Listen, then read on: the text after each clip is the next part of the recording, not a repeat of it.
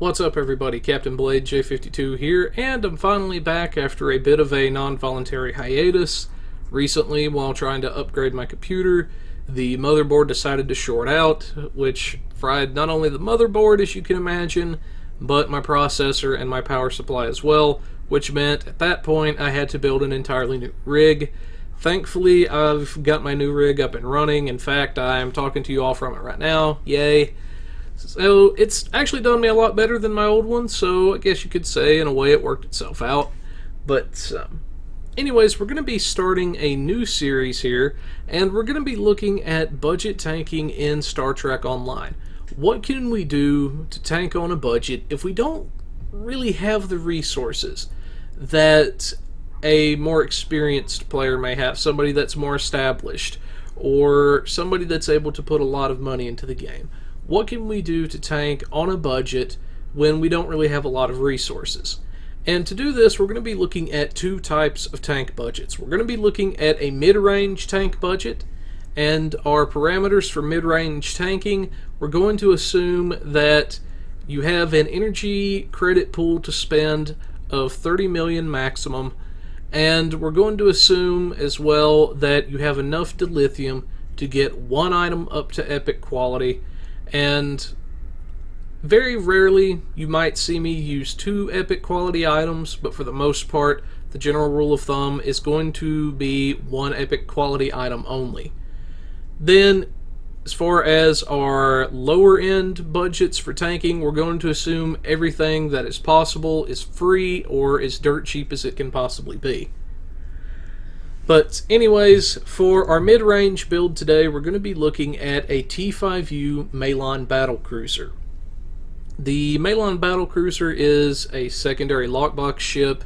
It's not up there in terms of price and everything like the Galore or a Crenum ship, but I still think the Malon's a pretty good little ship. The secondary ships include things like, of course, our Malon ship here, the APU cruiser, the Kazon Heavy Raider, the Nihydran Destroyer, as well as the old school mirror ships.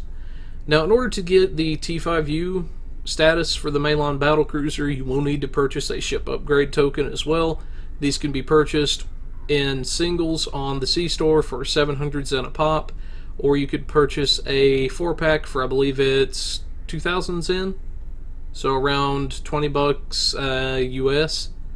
Then you can also purchase them on the exchange for around between 10 million to 14 million is usually where I see them.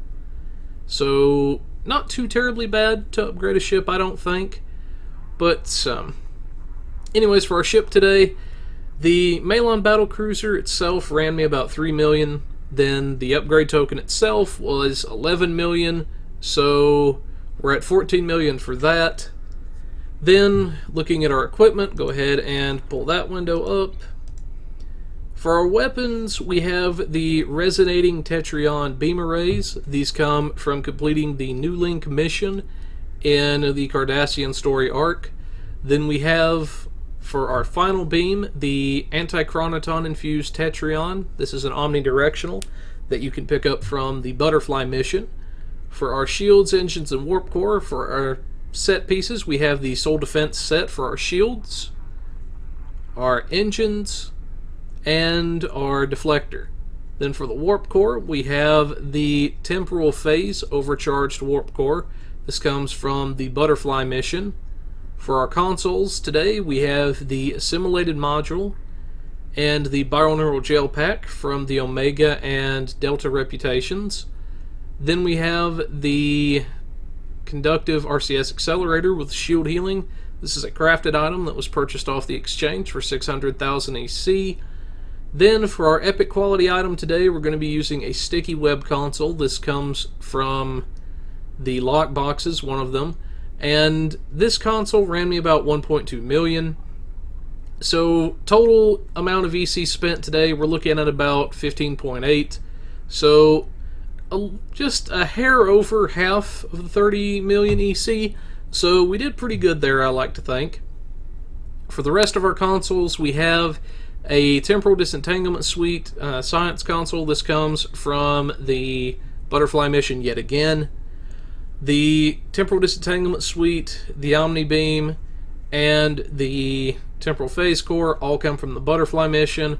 The soul defense set, as well as our tactical consoles down here, the Tetron pulse generators, all come from the midnight mission. Actually, I take that back. The Tetron pulse generators, I believe, also come from the butterfly mission. But anyways, I'll include in an annotation exactly for sure which one it is. But the last consoles we have are the exotic particle focusers. We've got 3 of those from the Crenham Science Lab fleet holding. One of them has DrainX ×2. The others have DrainX and EPG for exotic particle gens. Now, a quick note, some people may be wondering, why am I using fleet consoles like this in a budget build?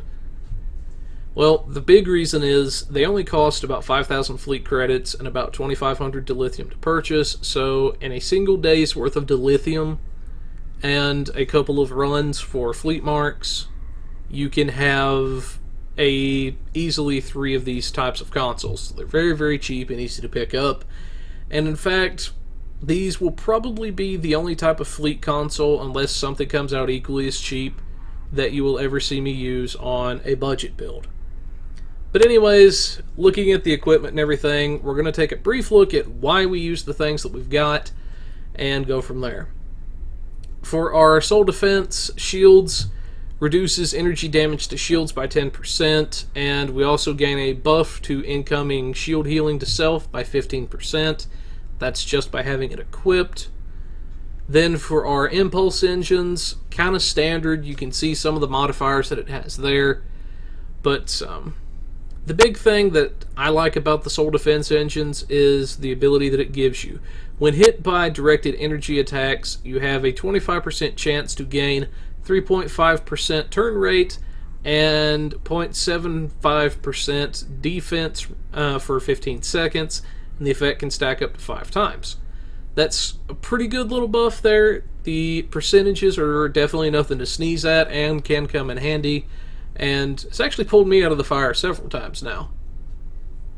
Then we have our soul defense deflector here. The deflector array, kind of standard for everything. Got a little bit of Drain X, Control X, a little bit of shield and hull healing, and a little bit of a boost to auxiliary power. But the big thing that lends strength to the soul defense set is actually the set bonuses that it gives you. You've got the impact distribution manifolds, which grants you plus 35 kinetic and plus 25 all energy damage resist rating. So just by having 2 pieces there, you get free resist. Then you have the discharge repair nanites, which affects friend and self up to a maximum of 5 people in a 10-kilometer sphere.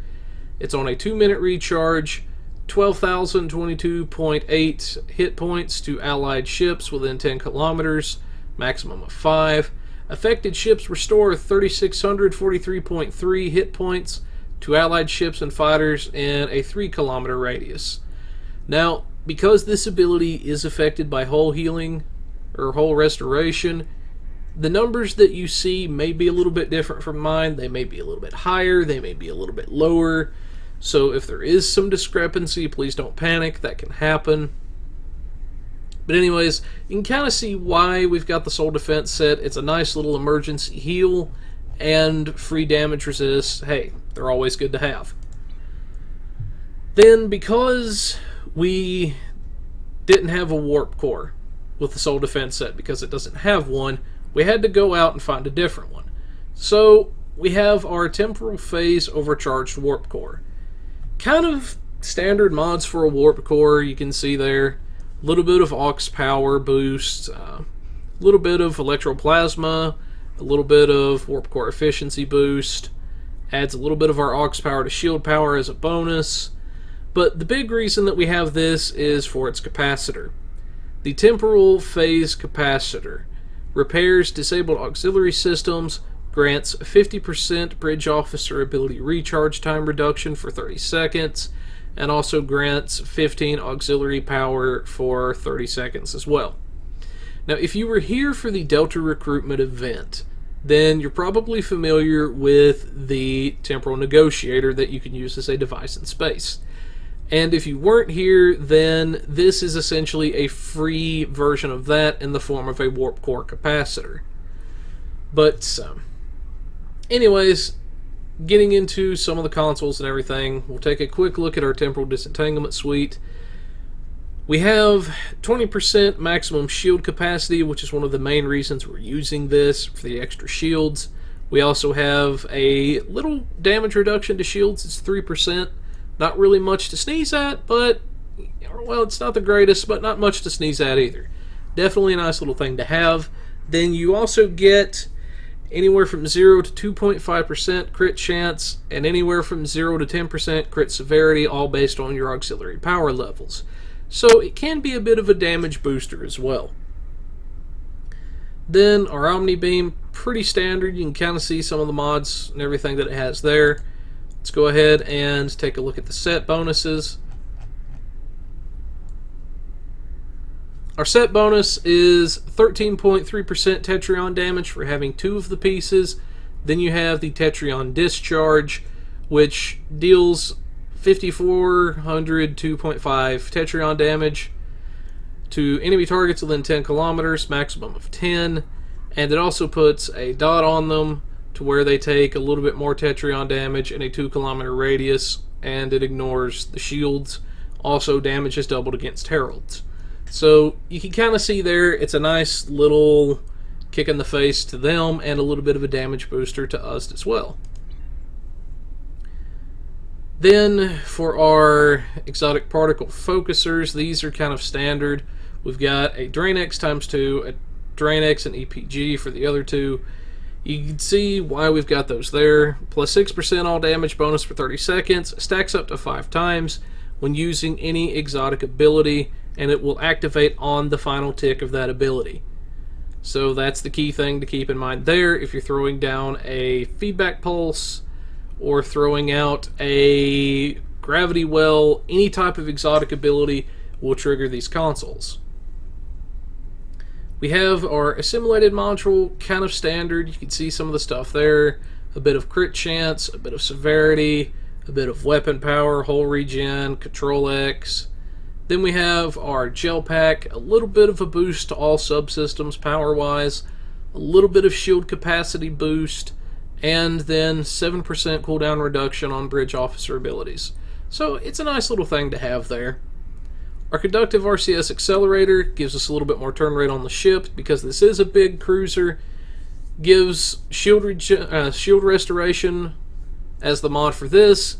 Then it also, whenever we're healed, applies the conductive accelerator for 15 seconds, which reduces damage to shields by 10%, gives us 20% additional turn rate, and that effect can happen once every 30 seconds. So, nice little thing there. Our sticky web, kind of self-explanatory as to why we have this. Boosts our Tetrion damage a little bit, is a universal console, has a little bit of aux power boost, but then we can poof up a web wall in space, which can be used to slow stuff down or keep them away from us a little bit. So that can buy you a little bit of time if you need to in a pinch. But anyway, that's why we have some of the equipment that we have there. Let's go ahead and take a look at our traits really quickly. As far as our personal traits go, everything here is free and can be picked up from missions. We have the Warp Theorist, the Imposing Presence, Elusive, Techie, Operative, Beam Training, and Last Ditch Effort, which is our career-specific one. Definitely recommend you use the career specifics if you're a science or a engineer as well. Point Blank Shot, this came from one of the missions that you can pick up for free, so it is a free to pick up trait. Now, I am using 2 traits from the R&D system because they are free to use, they are free to pick up. All you have to do is get to level 15 in any of these schools for crafting. I'm using the Beam Barrage, you can see what it does there. A stacking damage bonus for 30 seconds up to 3 times. So that's 6% boost. Then you have the Give Your All, which enhances pretty much all the engineering powers I have. Dodge 20% of all incoming damage for 3 seconds whenever I activate an engineering power.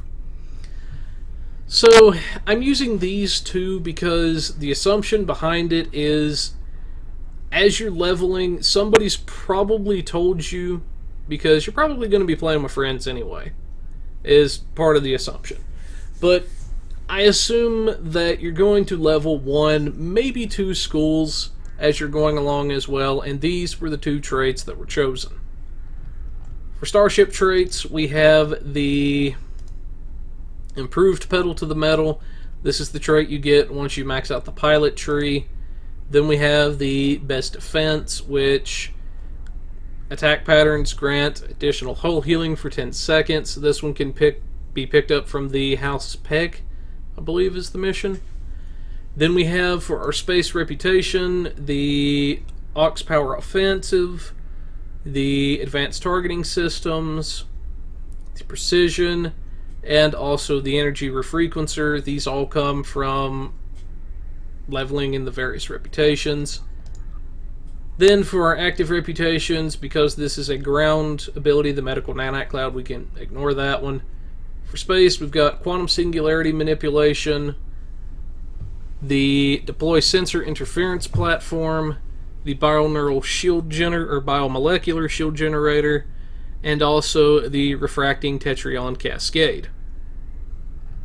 So you can kind of see what we've got there. As far as our skills go, I'll go ahead and check that out really quick. You can see kind of what I'm working with and everything, and Lieutenant and Lieutenant Commander there. Then we have Commander and Captain. You can kind of see that there.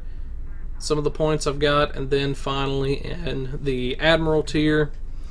Now, one thing I will point out is the ultimate abilities. Some people like to pick up down here at the bottom, such as the EPS Corruption, the Probability Manipulation, and Focused Frenzy.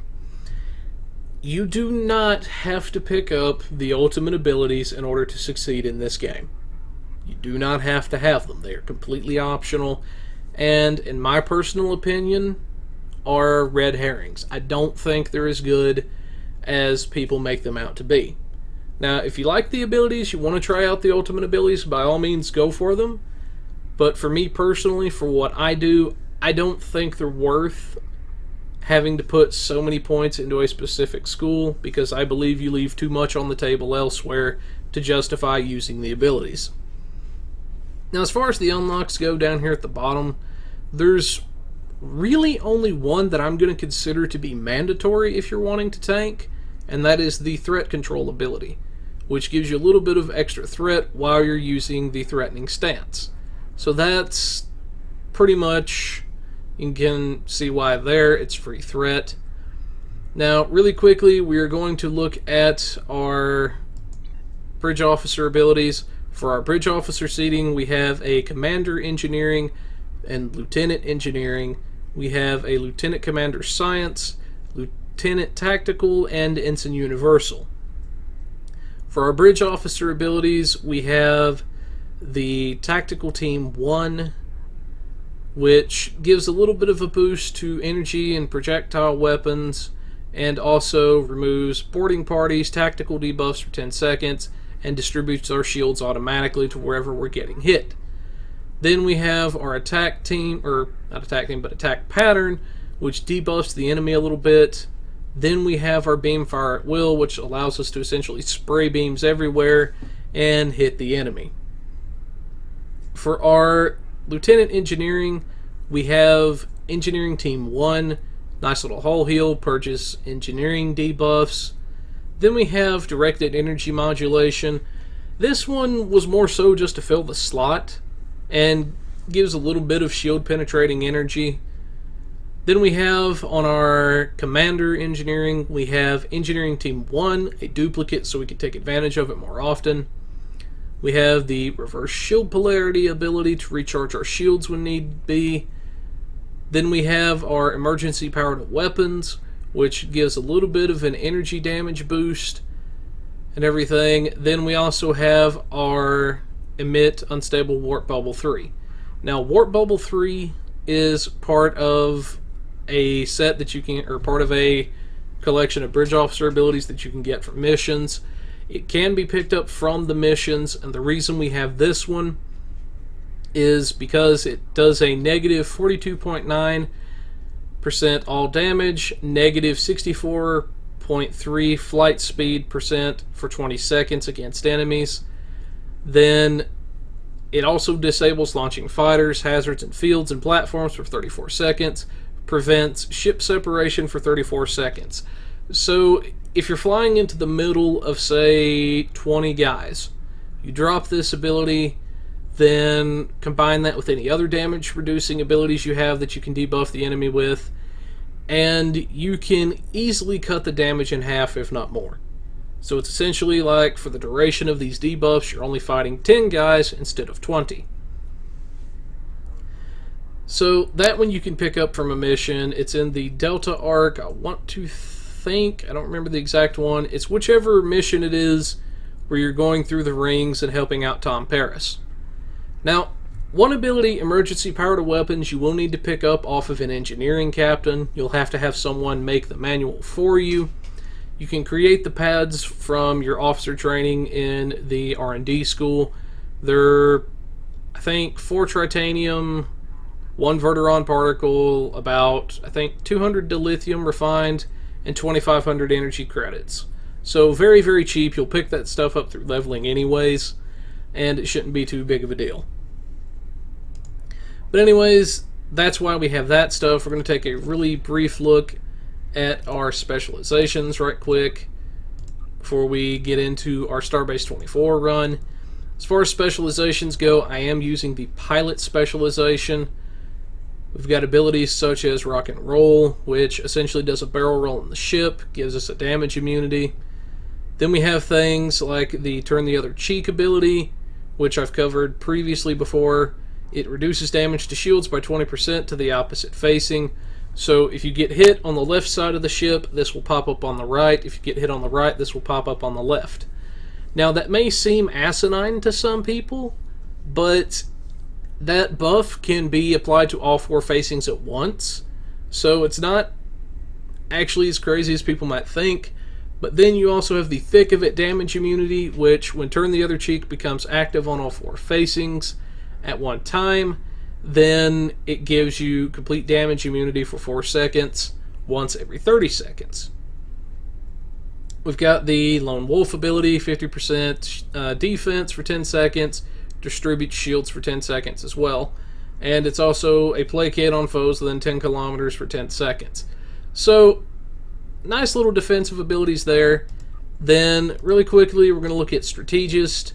We have this one for some of the buffs that it gives, such as maximum shield power while it's equipped. Then this can give a little bit of extra healing and stuff like that, extra damage boost depending on whether you're in threatening stance or not. So very, very good overall, I think. But anyways, we're going to go ahead and we're going to take a quick break. We're going to come back. We're going to go into our Starbase 24 run. Because of how long it can take to get to the second wave, I'm probably not going to show going through at the start of Starbase 24, but that's one of the big things that I wanted to mention right there. One last thing I did want to point out really, really quickly, and then we're finally going to get into it, is the ship masteries. The ship masteries for the Malon Battlecruiser are Absorbative Hull Plating, which is 25 kinetic and physical damage resist. Then Enhanced Weapon Banks for 15% severity. Enhanced Hull Plating is 25 all energy damage and radiation damage resist. And then lastly, Armored Hull for 10% additional hull hit points. So, ship mastery, if you know what the ship has, is another thing that I'm going to recommend considering as well before picking up the ship. But anyways, we will be right back. We're going to go ahead and get into our Starbase 24, but I will see you all in just a couple of minutes. Alright, and we're back in our Starbase 24 run. We're going to be going into the second wave of ships here momentarily, as soon as I put this guy down. Now, fair warning, you probably will die a couple of times as you're starting to tank. and everything, so I'm going to go ahead into full tank mode here.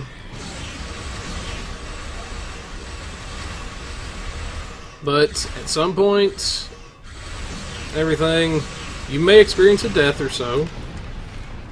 Alright, now let's see what kind of ships we got around us. Let's go ahead and pick on this guy.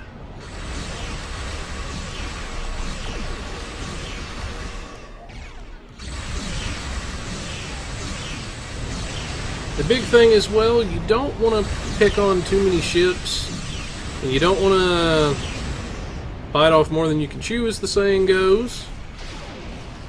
So let's go ahead and grab well. A couple of things going on. Maybe chain a couple of breaches if we can, and see what we can do.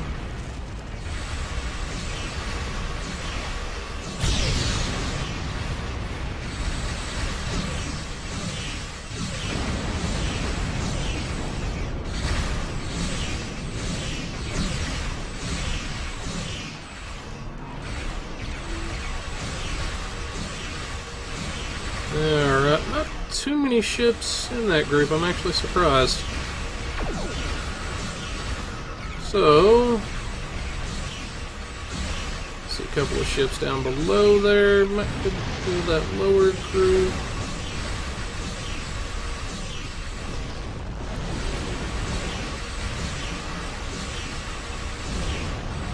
And there's the lower group went ahead and pulled for us, so let's go ahead and take them on. See what we can't do a little bit.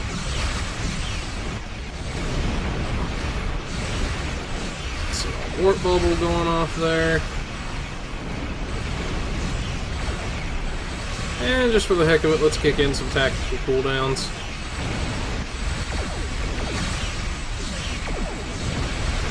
See what we can't do here. And through our sensor platform, take a little of the pressure off of us for a couple seconds. And there we go, we got our shields back up.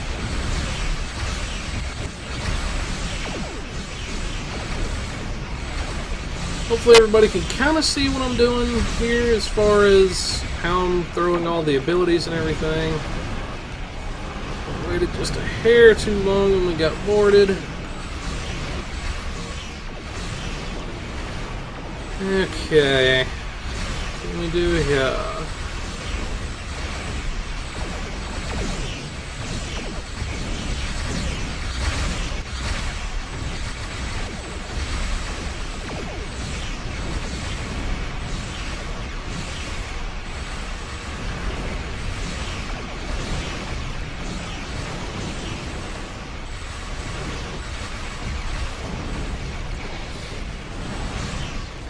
Let's go ahead and pop our loot and that.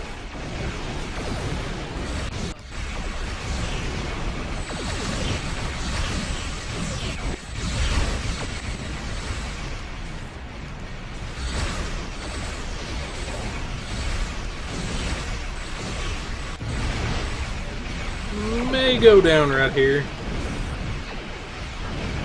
Yep, that's what I was afraid of.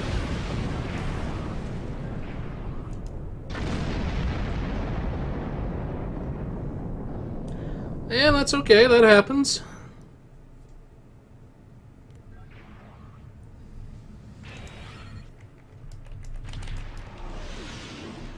Alright, so let's go for round 2.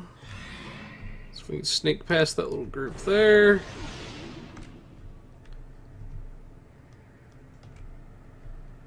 And let's say, give that just a minute to reset there. And what's around? Let's pick on this group.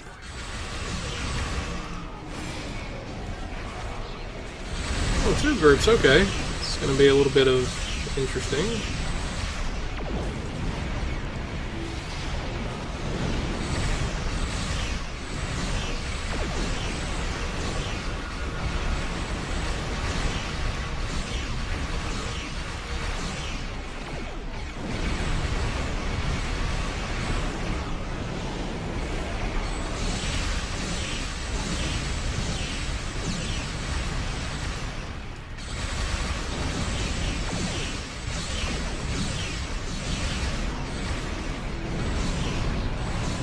that going because we'll need it in a minute.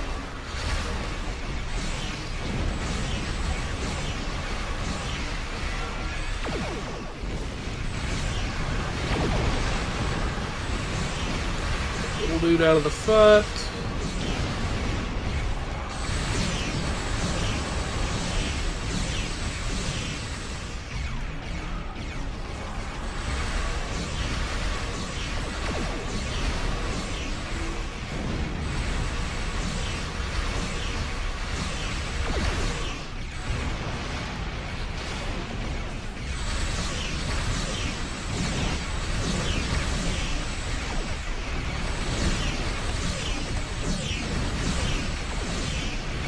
And let's go ahead and our shield.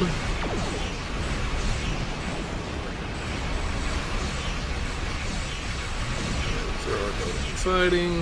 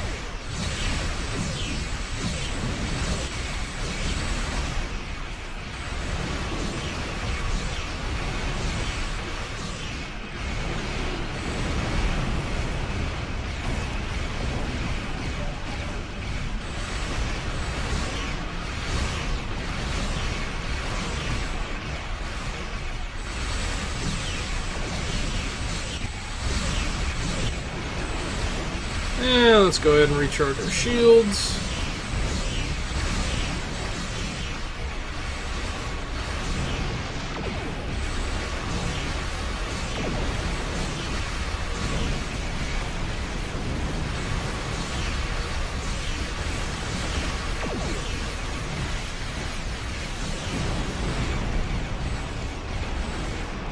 Always try to shoot those things down whenever I see them.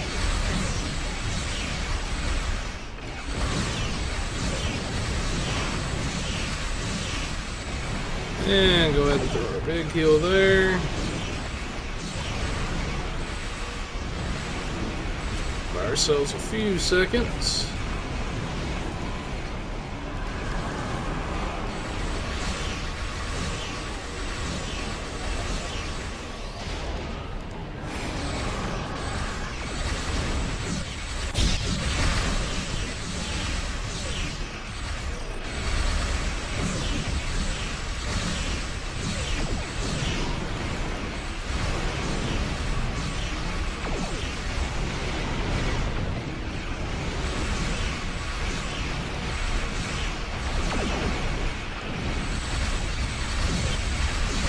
Yeah, throw our platform. Buy ourselves a few seconds, hopefully.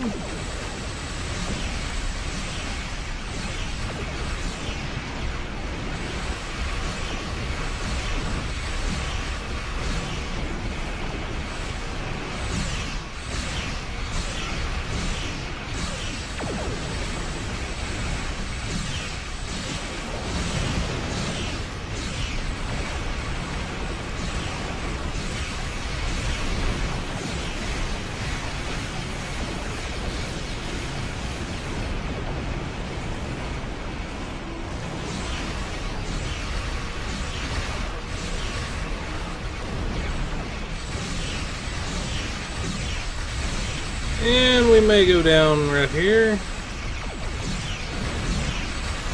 Hopefully not.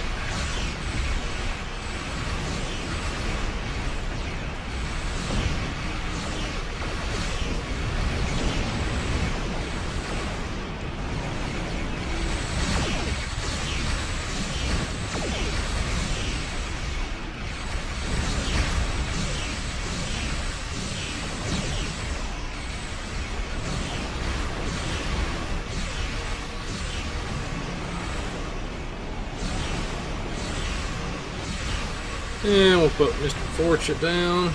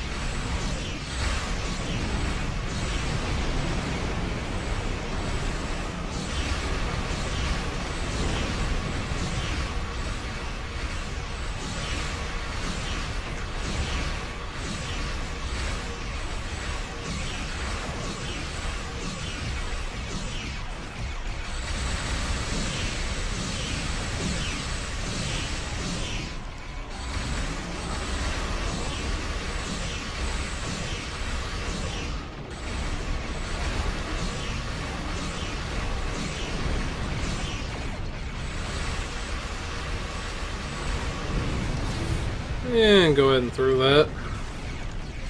Get some health back, because why not? See, we've just about got this group finished off. We're going to go back down there and pick on some more dudes. But hopefully everybody can kind of see how everything's working.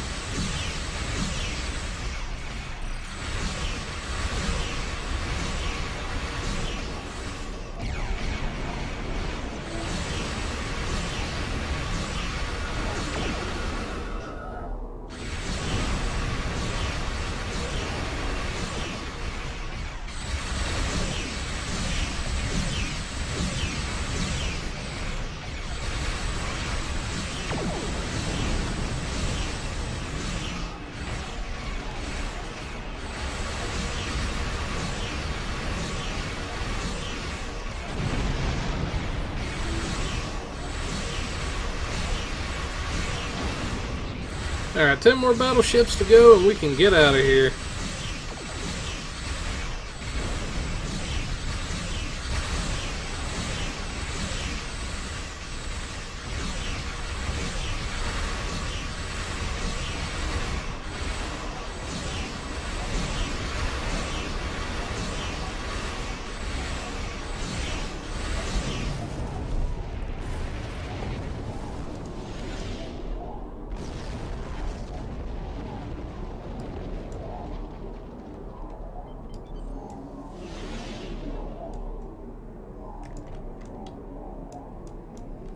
And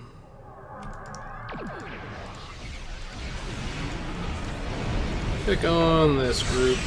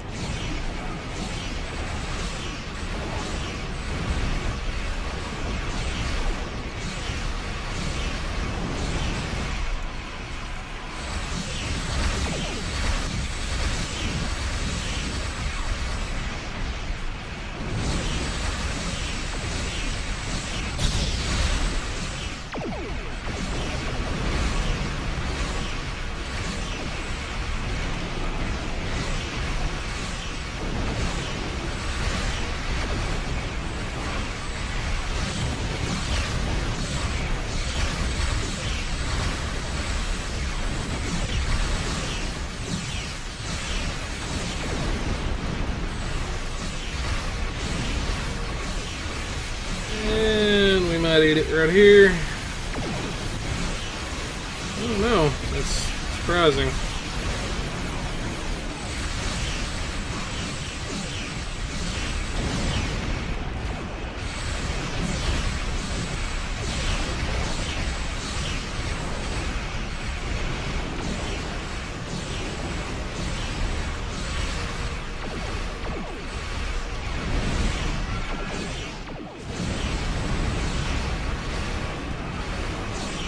Should also be noted that you can actually shoot through the wall, but they can't. So this can be used to buy yourself a few seconds if you need to, like we just did there.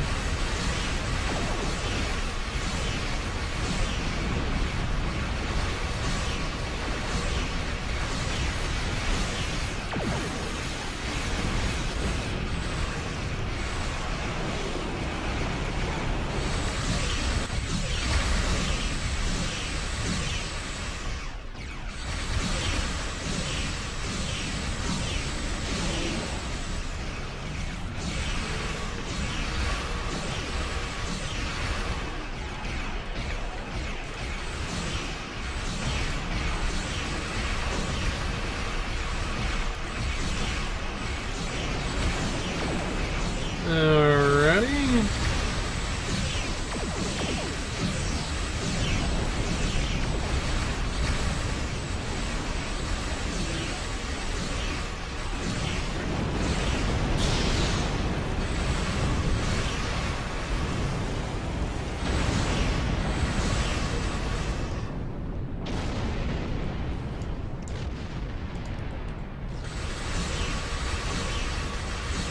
This guy off.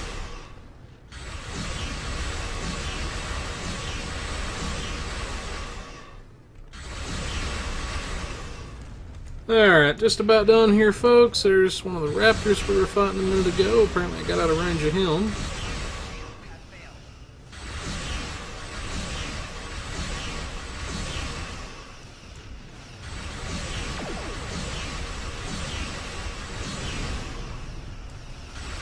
So let's see, where are some Nagvars? There's one, that's that one over there, yep it is.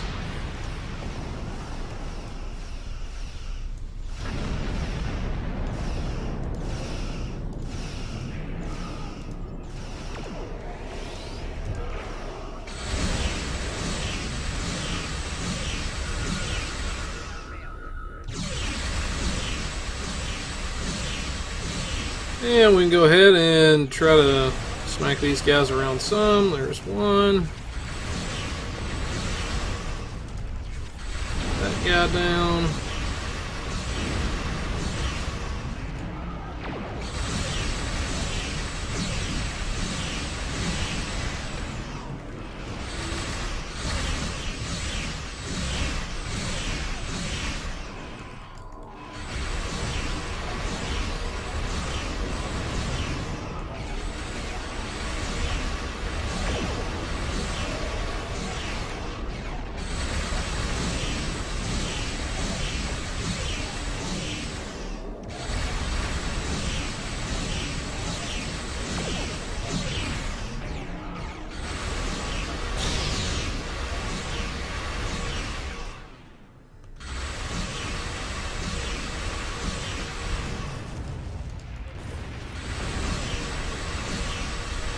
And kill that guy off just because he looked at me funny.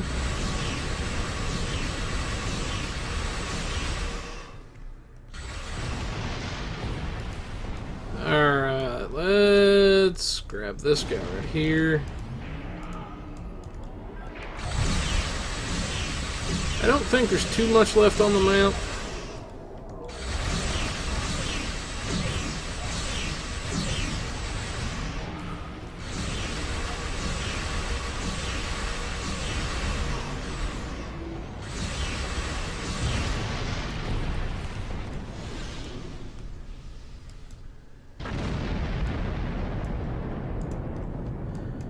Alright, so we're going for our last ship here. You can kind of see how this Malon cruiser performs.